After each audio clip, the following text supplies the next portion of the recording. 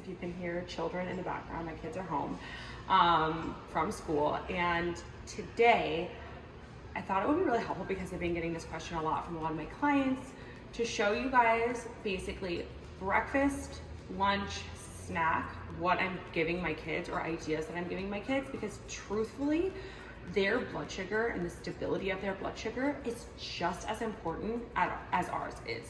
And the reason for that is because this is just a little extra virgin olive oil that I'm drizzling over some lentil pasta with some broccoli in it. But the reason that their blood sugar is so important is because if we think about focus and attention, and even the idea of like being hangry, that all is derived on blood sugar, right? And so if we're sending our kids out to school with a bowl of cereal as their breakfast, or a waffle as their breakfast, and that's what they're going to school on, they're not going to have the blood sugar stability to be able to focus, to be able to concentrate, or to even like be in a good mood. And so we want to make sure we are sending them out just like we fuel ourselves for every single day. We want to really fuel our kids and make sure they're being sent out in the best possible mode.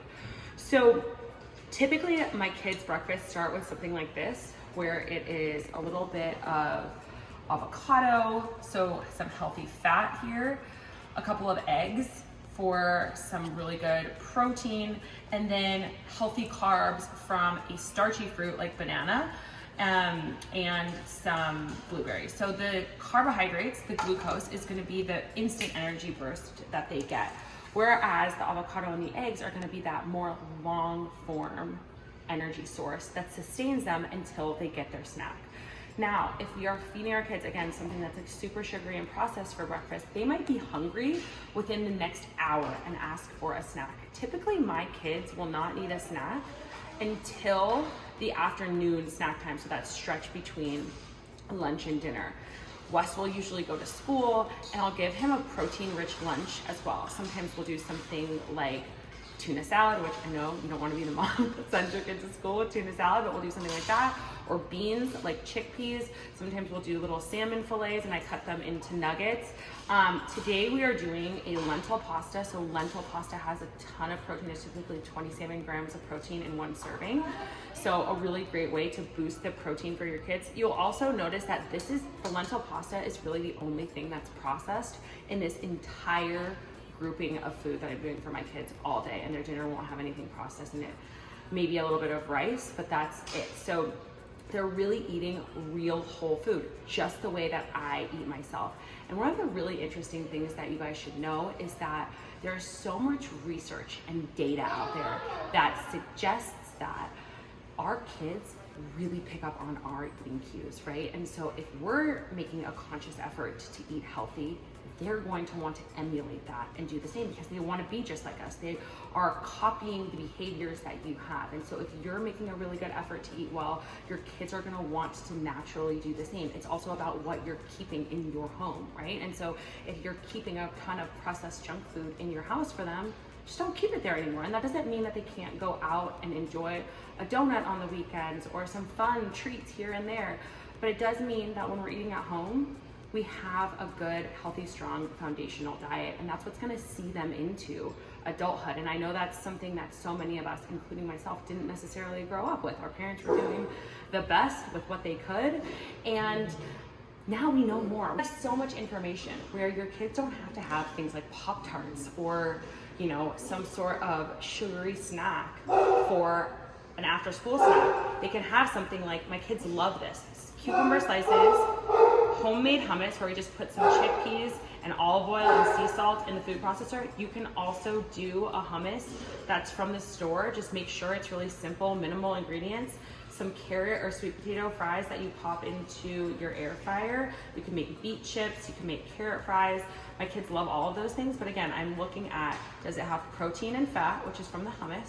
Does it have fiber from the cucumber? And does it have a good whole source of a carbohydrate? And so that's really what I'm looking for.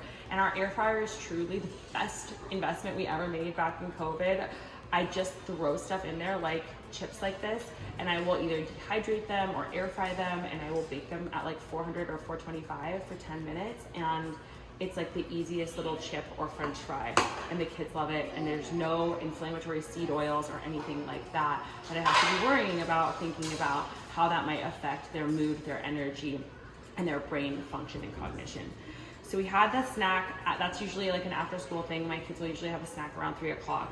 And then like I said, Wes doesn't usually get hungry because he's sustained from his breakfast. He doesn't need another bowl of Cheerios or a bowl of cereal an hour after he eats. He's really sustained in a beautiful way. And so lunchtime, he will usually eat at school. This is a lunch that I would pack for him. This is some spiralized lentil pasta, some broccoli, he loves broccoli, that's his favorite vegetable, and some extra virgin olive oil and sea salt. We do not do cheese or dairy in our house because it is highly connected with inflammatory conditions like skin conditions, eczema, things like that, ear infections, coughs, colds, and so we really try to steer away from any sort of dairy. My kids will eat non-dairy cheese sometimes, but for the most part, it's really anti-inflammatory, healthy fats like avocado and olive oil.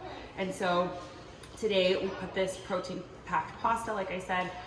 Broccoli, he loves. Now, I know a lot of moms are gonna come to this video and be like, well, my kid won't eat broccoli. It takes 6 times for you to introduce a food for your kid to actually know whether or not they like it.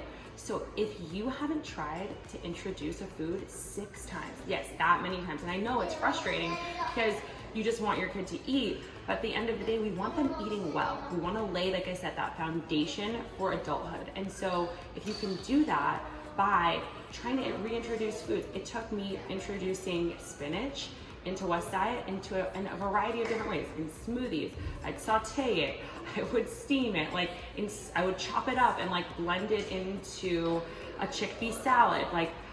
There's so many, like a dip, there's so many different ways that I would try to introduce spinach. And then now he actually really likes it. He gets excited about putting spinach in a smoothie in the morning. And so if you haven't tried it that many times, I highly recommend go back to the drawing board and try again with certain fruits and vegetables that you know are honestly and truly really good for your kids. And so this is just as much of an invitation for you as a parent to clean out that pantry as you get back into the school year. Go through things, try to clean things up, get rid of things that you know aren't serving you or serving your kids, even if it is a snack that they really love, and save that for special occasions and for treats. I hope that this is helpful and informative. A few other things that we do is sometimes we might take some apple slices and do peanut butter as a snack. Sometimes we fry avocado up in the air fryer. Sometimes we put a little bit of breading on avocado slices, put it in the air fryer, fry that up. That's a really great snack.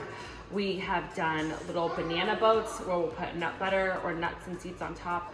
Dairy-free yogurt, we'll do like a Cocoa June yogurt, which is great and with healthy fats with some berries on top.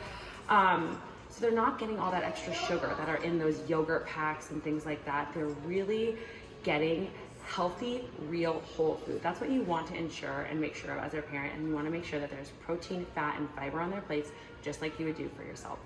Thank you so much for joining me in this video. I hope you guys enjoyed it. Please let us know if you like this content and what you want to see more of, and I will see you next week.